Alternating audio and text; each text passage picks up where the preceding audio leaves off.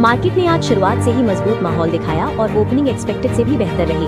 Opening के बाद भी मोमेंटम बना रहा और निफ्टी आराम से 26,000 के ऊपर चला गया और उसी के ऊपर क्लोज भी हो गया।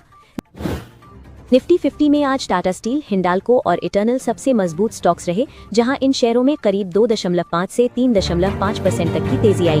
मेटल सेक्टर में चीन की प्रो ग्रोथ नीतियों का फायदा दिख रहा है, जिसकी वजह से मेटल स्टॉक्स लगातार सपोर्ट दिखा रहे हैं। इंडेक्स के कमजोर शेयरों में Hindustan Unilever, max health care और सन फार्मा शामिल रहे, जहां हल्की गिरावट देखने को मिली। ये स्टॉक्स आज सेक्टर स्पेसिफिक दबाव की वजह से नीचे बंद हुए। सेक्टर वाइज देखें तो एफएमसीजी को छोड़कर लगभग सभी इंडेक्स हरे निशान में रहे। मेटल इंडेक्स में सबसे ज्यादा तेजी रही क्योंकि ग्लोबल कमोडिटी सेंटिमेंट मजबूत है। रियलिटी, कंज्यूमर ड्यूरेबल्स और ऑयल एंड गैस जैसे सेक्टर्स में भी 1% से ज्यादा की बढ़त दिखी, जबकि निफ्टी बैंक हल्की बढ़त के साथ 59,000 के ऊपर टिकने में कामयाब रहा। ट्रेडिंग वॉल्यूम में आज वोडाफोन आइडिया सबसे आगे रहा, जहां 114 करोड़ से ज्यादा शेयर ट्रेड हुए। इसके बाद मीशो और जीएमआर एयरपोर्ट सबसे एक्टिव स्टॉक्स रहे, जिससे साफ है कि रिटेल और हाई वॉल्यूम ट्रेडर्स इन शेयरों पर फोकस कर रहे हैं। आज करीब 95 स्टॉक्स अपने 52 वीक हाई पर पहुंचे, जिसमें Vedanta, Cummins India, federal bank और संवर्धना मदरसन इंटरनेशनल जैसे नाम शामिल थे। वहीं 96 कंपनियां अपने 52 वीक लो तक फिसल गईं, जो दिखाता है कि मार्केट में अभी भी स्टॉक स्पेसिफिक हलचल काफी तेज है। सिल्वर ने आज बड़ा रिकॉर्ड बनाया, जहां MCX पर इसकी कीमत पहली बार 2 लाख रुपए प्रति किलो के पार चली गई। अंतर्राष्ट्रीय बाजार में भी कोमैक्स सिल्वर ने नया हाई बनाया है। डॉलर रुपी 90 से 91 जोन में है, जिससे रुपी कमजोर बना हुआ है। इंटरनेशनल क्रूड 62 से 63 डॉलर के आसपास रेंज बाउंड है, इसलिए MCX में भी छोटे इंट्राडे मूव्स ही दिख रहे हैं। लार्सन एंड टूब्रो के शेयर पर आज गोल्डमैन सैक्स ने एक बड़ा अपग्रेड दिया है। ब्रोकरेज ने L&T की रेटिंग न्यूट्रल से बढ़ाकर बाय कर दी है और टारगेट प्राइस 3,730 रुपए से बढ़ाकर सीधा 5,000 रुपए कर दिया है। ये नया टारगेट मौजूदा लेवल से लगभग 25% की संभावित बढ़त दिखाता है। एफकॉन्स इंफ्रास्ट्रक्चर को चेनाब ब्रिज प्रोजेक्ट से जुड़े मामले में 243.52 करोड़ रुपए का आर्बिट्रेशन अवार्ड मिला है, जिससे कंपनी के कैश फ्लो और फाइनेंशियल हेल्थ पर सीधा सकारात्मक असर पड़ेगा। ये फैसला 11 दिसंबर को आर्बिट्रल ट्रिब्यूनल से मिला और इसके बाद भी शेयर हल्की गिरावट के साथ लगभग 399 रुपए के आसपास बंद हुआ। ग्रैन्यूल्स इंडिया की सब्सिडियरी ग्रैन्यूल्स लाइफ साइंसेज को US FDA से हैदराबाद प्लांट के लिए एस्टैब्लिशमेंट इंस्पेक्शन रिपोर्ट मिली है, जो इस बात की पुष्टि करती है कि उसकी मैन्युफैक्चरिंग क्वालिटी और प्रोसेस अमेरिकी मानकों के मुताबिक है। बेल ने नवंबर 14 के बाद से अब तक 776 करोड़ रुपए की अतिरिक्त डिफेंस ऑर्डर्स हासिल किए हैं, जिससे कंपनी का चालू साल का ऑर्डर इनफ्लो और मजबूत हो गया है। इन नए कॉन्ट्रैक्ट्स में anti drone technology, software defined radios, communication systems और कई एडवांस्ड डिफेंस कंपोनेंट्स शामिल हैं। डिफेंस इलेक्ट्रॉनिक्स में बढ़ते मांग और लगातार बड़े सिस्टम्स की डिलीवरी ने बेल को इस सेक्टर में एक की सप्लायर की स्थिति में पहुंचा दिया है। कंपनी पूरे साल अपनी ऑर्डर पाइपलाइन को बढ़ाती रही है और अगली मार्केट अपडेट में इसके कंसोलिडेटेड ऑर्डर बुक पर ज्यादा क्लैरिटी मिलने की उम्मीद है। मोतीलाल ओसवाल फाइनेंशियल सर्विसेज के चेयरमैन रामदेव अग्रवाल ने एक इंटरव्यू में बताया कि उनके निवेश जीवन की सबसे बड़ी गलतियों में से एक HDFC बैंक को बहुत जल्दी बेच देना था। उन्होंने ये स्टॉक 1995 में सिर्फ 40 रुपए के भाव पर खरीदा था, जब बैंक का पूरा इक्विटी बेस सिर्फ 200 करोड़ का था और वैल्यूएशन 1000 करोड़ से भी कम थी। उन्होंने 5 से 6 लाख शेयर इकट्ठे किए थे, क्योंकि उन्हें लगा था कि HDFC बैंक भारत का HSBC बन सकता है, खासकर तब जब प्राइवेट सेक्टर बैंक्स की तरफ वैल्यू शिफ्ट होना शुरू हुआ था। लेकिन कुछ महीनों बाद उन्हें ऐसी खबर मिली कि NatWest बैंक साझेदारी छोड़ने वाला है और इसी डर में उन्होंने निवेश जल्दी एग्जिट कर दिया। अग्रवाल ने कहा कि उस समय उनका फैसला गलत साबित हुआ, क्योंकि बैंक की मैनेजमेंट और बिजनेस मॉडल लंबे समय में बहुत तेजी से बढ़े। ये उनके लिए एक सीख थी कि शॉर्ट टर्म खबरों के डर से लॉन्ग टर्म कन्विक्शन वाले स्टॉक में जल्दबाजी नहीं। इंडियन ऑयल कॉर्पोरेशन ने इस साल के लिए 5 रुपए प्रति शेयर का अंतरिम डिविडेंड घोषित किया है और ये राशि 11 जनवरी से पहले उन सभी शेयर धारकों को दे दी जाएगी जिनके नाम रिकॉर्ड डेट तक कंपनी के रजिस्टर में होंगे। JSW एनर्जी ने करीब 10,000 करोड़ रुपए जुटाने की योजना बनाई है, जिसमें QIP जैसे फंड रेजिंग रास्ते शामिल रहेंगे और इस खबर के बाद इसके शेयर लगभग 4.5% ऊपर चढ़ गए। कंपनी ने चंद्रशेखरन प्रभाकरन को 1 जनवरी से नया CFO भी बनाया है, जिससे आने वाले समय की फाइनेंशियल प्लानिंग पर भरोसा बढ़ता दिख रहा है। अनंत राज के शेयर में आज भारी तेजी रही, जहां स्टॉक करीब 9.5% उछलकर 549.80 रुपए तक गया और लगभग 14 मिलियन शेयरों की ट्रेडिंग हुई, जो पिछले 3 महीनों की औसत वॉल्यूम से दोगुनी से भी ज्यादा थी। इतनी बड़ी ट्रेडिंग बताती है कि आज निवेशकों का फोकस इस रियल एस्टेट स्टॉक पर काफी ज्यादा था। वेदांता में लगभग 3% की बढ़त आई, क्योंकि कंपनी ने एक अहम क्रिटिकल मिनरल ब्लॉक, जिसमें निकल, क्रोमियम और PGE शामिल हैं, उसकी बोली जीती है। ये मिनरल्स कई हाईटेक और ऊर्जा से जुड़ी इंडस्ट्री के लिए बेहद जरूरी माने जाते हैं, इसलिए बाजार ने इस डेवलपमेंट को पॉजिटिव तरीके से लिया। पीएनबी हाउसिंग फाइनेंस में 5% से ज्यादा की तेजी देखने को मिली क्योंकि कंपनी ने अजय कुमार शुक्ला को नया एमडी और सीईओ नियुक्त किया है। नए नेतृत्व के आने से निवेशकों को कंपनी के ग्रोथ आउटलुक पर और भरोसा मिला है।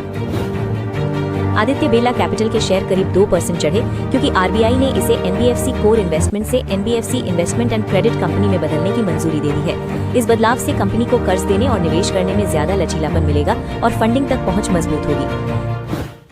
मर्सिडीज बेंज इंडिया ने कहा है कि वो 1 जनवरी 2026 से अपनी कारों की कीमतें करीब 2% तक बढ़ाएगी, जिसकी वजह कंपनी ने खराब करेंसी मूवमेंट और बढ़ती लागत को बताया है। लग्जरी कार सेगमेंट में ऐसी बढ़ोतरी अक्सर साल की शुरुआत में देखी जाती है। डिफेंस सेक्टर के ज्यादातर स्टॉक्स में गिरावट रही क्योंकि एक रिपोर्ट में कहा गया कि भारत अमेरिका से कई बड़े डिफेंस और एविएशन प्रोडक्ट्स खरीदने की तैयारी में है। ऐसी खबरें घरेलू डिफेंस कंपनियों के स्टॉक्स पर दबाव डाल देती हैं। सीमेंस इंडिया के शेयर में 5.5% की गिरावट आई क्योंकि कंपनी ने कुछ प्रमुख कारोबारी सेगमेंट्स में मार्जिन का आउटलुक घटा दिया है। ये संकेत देता है कि आने वाले तिमाहियों में प्रॉफिटेबिलिटी थोड़ी दबाव में रह सकती है। Hind zinc, Motilal Oswal, NALCO, GMR airports और एनएमडीसी जैसे मिड कैप स्टॉक्स आज के सबसे बड़े गेनर रहे। इन कंपनियों में 3 से 6% तक की तेजी दिखी और पूरे सेगमेंट में अच्छा ट्रेडिंग वॉल्यूम रहा।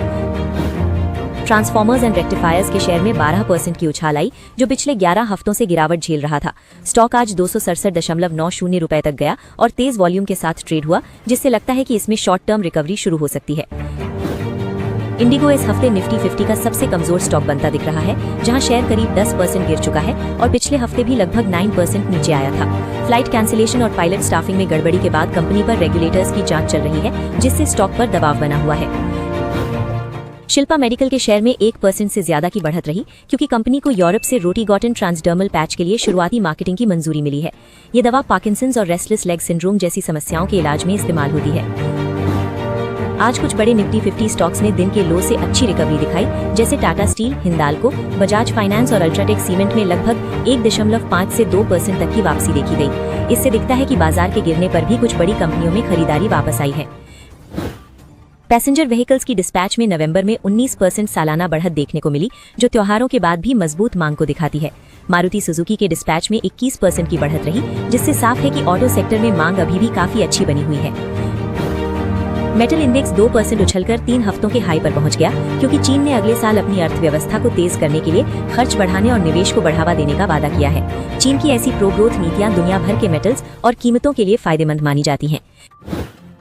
जेफरीज ने कहा है कि भारतीय शेयर बाजार 2026 में उभरती अर्थव्यवस्थाओं के मुकाबले बेहतर प्रदर्शन कर सकता है क्योंकि कॉर्पोरेट अर्निंग्स और मैक्रो ट्रेंड दोनों सुधरते दिख रहे हैं। ब्रोकरेज ने निफ्टी 50 के लिए 28,300 का टारगेट दिया है, जो अभी के स्तर से लगभग 10% ऊपर है।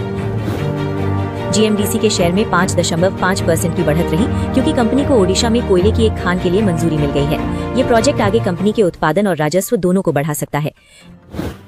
टाटा स्टील में 2% की बढ़त आई क्योंकि कंपनी ने नए कैपेक्स प्लान का ऐलान किया है, जिसमें ओडिशा में एक नया रोलिंग मिल और अपनी सहायक कंपनी नीलाचल इस्पात निगम में क्षमता बढ़ाने की योजनाएं शामिल हैं। इससे कंपनी की उत्पादन क्षमता आने वाले सालों में और मजबूत होगी। थर्मिक्स के शेयर 4% चढ़े क्योंकि कोटक इंस्टीट्यूशनल इक्विटीज ने इसे बाय रेटिंग दी है और कहा है कि कंपनी आने वाले तिमाहियों में बेहतर मार्जिन दिखा सकती है। ब्रोकरेज के मुताबिक स्टॉक की मौजूदा कीमतें निवेशकों के लिए आकर्षक हैं। हिंदुस्तान कॉपर के शेयर 6% ऊपर गए क्योंकि एमसीएक्स में दिसंबर कॉपर कॉन्ट्रैक्ट 1116 रुपए 60 पैसे प्रति किलोग्राम के रिकॉर्ड स्तर तक पहुंच गया है। ये कॉपर प्राइसिंग में मजबूती को दिखाता है और कॉपर माइनिंग कंपनियों के लिए पॉजिटिव है। सिटी ने टीसीएस के लिए टारगेट प्राइस 11% घटाकर 2,835 रुपए कर दिया है और स्टॉक पर सेल रेटिंग दी है। ब्रोकरेज ने कहा कि मांग अभी नरम है, लेकिन आगे इसमें स्थिरता आ सकती है, लेकिन खास तेजी की उम्मीद फिलहाल नहीं दिखती। एलाइड ब्लेंडर्स एंड डिलीवर्स में हल्की बढ़त रही क्योंकि जेएम फाइनेंस ने इस स्टॉक पर कवरेज शुरू करते हुए इसे बाय रेटिंग और 738 रुपए का टारगेट दिया है। ब्रोकरेज ने बताया कि ये कंपनी भारतीय शराब बाजार के प्रीमियम सेगमेंट में मजबूत मौजूदगी रखती है, जिससे आगे ग्रोथ की संभावना बनी रहती। पेटीएम की पेरेंट कंपनी 197 कम्युनिकेशंस ने अपनी सब्सिडियरी पेटीएम पेमेंट सर्विसेज ने 2,250 करोड़ रुपए का बड़ा कैपिटल इन्फ्यूजन पूरा कर दिया है। ये निवेश कंपनी ने 12 दिसंबर 2025 को राइट्स इशू के जरिए किया, जिससे पेमेंट्स बिजनेस को अगले लेवल पर स्केल करने की तैयारी नजर आती है। पेटीएम ने हाल ही में हाइड पेमेंट्स नाम का एक नया प्राइवेसी फीचर लॉन्च किया है, जिसमें यूजर अपनी कुछ यूपीआई ट्रांजैक्शंस को मेन हिस्ट्री से हटाकर एक सिक्योर सेक्शन में शिफ्ट कर सकता है। ये फीचर उन लोगों के लिए खास है जो फोन, परिवार या ऑफिस में साझा करते हैं। नारायणा हृदयालय ने अपनी सब्सिडरी NH इंटीग्रेटेड केयर की क्लिनिकल सर्विसेज यूनिट को अलग करके वापस पेरेंट कंपनी में मर्ज करने की मंजूरी दे दी है। शेयर शुक्रवार को 1870 रुपए पर बंद हुआ। गोदावरी पावर एंड इस्पात ने बैटरी स्टोरेज सेक्टर में बड़ा दांव लगाते हुए 1625 करोड़ रुपए की बड़ी निवेश योजना घोषित की है। उनकी नई BESS मैन्युफैक्चरिंग यूनिट अब कुल 40 गीगावाट की वार्षिक क्षमता के साथ 2 फेज में तैयार की जाएगी। पहले फेज में कंपनी 20 गीगावाट की फैसिलिटी बना रही है, जिस पर 1025 करोड़ रुपए खर्च होंगे और 2028 की पहली तिमाही में इसके कमर्शियल ऑपरेशंस शुरू होने की उम्मीद है। इसके बाद फेज 2 में 600 करोड़ के निवेश से क्षमता को 40 गीगावाट तक बढ़ाया जाएगा। औरोबिंदो फार्मा की सब्सिडियरी एपिटोरिया फार्मा की तेलंगाना वाली यूनिट V की US FDA ने 1 से 12 दिसंबर के बीच इंस्पेक्शन की है। निरीक्षण के अंत में FDA ने फॉर्म 483 जारी किया है, जिसमें 3 प्रोसीजरल ऑब्जर्वेशंस हैं, यानी ये गंभीर संचालन संबंधी मुद्दे नहीं माने जाते। कंपनी का कहना है कि वे निर्धारित समय में सभी जवाब जमा कर देंगे और इन ऑब्जर्वेशन से उनके प्लांट की ऑपरेशंस पर किसी तरह का प्रभाव नहीं पड़ेगा। शुक्रवार को स्टॉक लगभग 1.95% ऊपर 1195.10 रुपए पर बंद हुआ। ESAF स्मॉल फाइनेंस बैंक ने 1700 करोड़ रुपए तक के नॉन परफॉर्मिंग एसेट्स और रिटन ऑफ लोन्स को ARC को बेचने की मंजूरी दे दी है। ये पूरा लोन पूल पहले से 94% प्रोविजन्ड है, इसीलिए बैंक की बैलेंस शीट पर इसका असर सीमित रहने की उम्मीद है। बोर्ड ने एसेट सेल के वैल्यूएशन को फाइनलाइज करने के लिए एक एसेट सेल कमेटी को अधिकार दिए हैं, जो स्विस चैलेंज मेथड के आधार पर डील को फाइनल करेगी। इसी बैठक में बैंक ने 4 डायरेक्टर्स के रिटायर होने और कई महत्वपूर्ण बोर्ड कमेटियों के पुनर्गठन की भी जानकारी दी, जो 13 दिसंबर से लागू होगा। डायनाकॉन सिस्टम्स एंड सॉल्यूशंस है, जो एक छोटी लेकिन ग्रोथ ओरिएंटेड फर्म है और आज लगभग 13.5% ऊपर बंद हुई है। कंपनी को JNK बैंक की तरफ से 75 करोड़ का नया ऑर्डर मिला है और इसकी फाइनेंशियल रिपोर्ट भी बताती है कि पिछली तिमाही में रेवेन्यू, प्रॉफिट और EPS सब में अच्छी बढ़त हुई है। डायमंड पावर इंफ्रास्ट्रक्चर को अमर राजा इंफ्रा से 75 करोड़ का नया केबल सप्लाई ऑर्डर मिला है और इसके मार्जिन, रेवेन्यू और प्रॉफिट पिछले कुछ क्वार्टर्स में लगातार सुधरे हैं। 5 स्टार बिजनेस फाइनेंस एक मजबूत मिड कैप फाइनेंशियल कंपनी है और आज इसके शेयर पर मोतीलाल ओसवाल ने खरीदारी की रेटिंग जारी की है। ब्रोकरेज ने इसका टारगेट 700 रुपए का दिया है, जिससे शॉर्ट टर्म में पॉजिटिव सेंटिमेंट बन सकता है। भारत का नवंबर वाला CPI इन्फ्लेशन डेटा उम्मीद से थोड़ा ज्यादा रहा और 0.71% पर आया, लेकिन ये अभी भी RBI के 2% वाले टॉलरेंस लेवल से काफी नीचे है, जिसकी वजह से ये रिपोर्ट मार्केट के लिए पॉजिटिव मानी जा रही है। पिछले कुछ महीनों में इन्फ्लेशन लगातार नीचे आता गया है, कभी 2.10%, फिर 0.55%, फिर 2.07% और हाल ही में सिर्फ 0.25% तक, जिससे साफ संकेत मिलता है कि कीमतों पर कंट्रोल में सुधार हो रहा है और आर्थिक माहौल स्थिर हो रहा है। भारत के मैक्रो डेटा जैसे GDP, IIP, CPI और WPI सब मजबूत आ रहे हैं, जिसमें WPI अगला सप्ताह जारी होगा और अगर ये भी उम्मीद के अनुसार आता है तो बाजार को और मजबूती देने में मदद करेगा। सरकार ने petroleum and natural gas rules 2025 reforms के नए नियमों में कंपनियों को एक ही पेट्रोलियम लीज के तहत सभी मिनरल ऑयल ऑपरेशंस का अधिकार दे दिया है, जिससे बार बार अप्रूवल्स की जरूरत खत्म होगी और डीकार्बनाइजेशन या इंटीग्रेटेड एनर्जी प्रोजेक्ट्स भी बिना रोक टोक के किए जा सकेंगे। नई पॉलिसी में पेट्रोलियम लीज एप्लीकेशंस पर 180 दिन की टाइम लिमिट तय की गई है और लीज की अवधि 30 साल तक बढ़ाई गई है, जिसे फील्ड की इकोनॉमिक लाइफ तक एक्सटेंड किया जा सकता है। इससे लॉन्ग टर्म इन्वेस्टमेंट्स आसान होंगे। कंपनियों को अब हर साल कैपेसिटी यूटिलाइजेशन डेटा जारी करना, जीरो गैस फ्लेयरिंग जैसे टारगेट्स पूरे करना और डिस्कवरी और प्रोडक्शन रिपोर्ट समय पर देना अनिवार्य होगा। उल्लंघन पर 25 लाख रुपए का फाइन और हर दिन 10 लाख रुपए एक्स्ट्रा पेनल्टी लगेगी। भारत और अमेरिका के बीच 11 और 12 दिसंबर को चली ट्रेड बातचीत ने रिश्तों में एक पॉजिटिव मोमेंटम दिखाया। दिल्ली में हुई 2 दिन की मीटिंग से लेकर प्रधानमंत्री मोदी और अमेरिकी राष्ट्रपति डोनाल्ड ट्रंप की फोन बातचीत तक हर स्तर पर यह संकेत मिला कि दोनों देश ट्रेड फ्रेमवर्क को आगे बढ़ाने के लिए तैयार हैं। दिल्ली में हुई मुलाकातों में tariff rationalisation, services sector access, digital trade और रूसी ऑयल से जुड़े 25% प्यूनिटिव ड्यूटीज पर खुलकर चर्चा हुई। इन मुद्दों पर लंबे समय से अटकी बातचीत अब वास्तविक प्रगति की तरफ बढ़ती दिखी। 12 दिसंबर को मुख्य आर्थिक सलाहकार V अनंथा नागे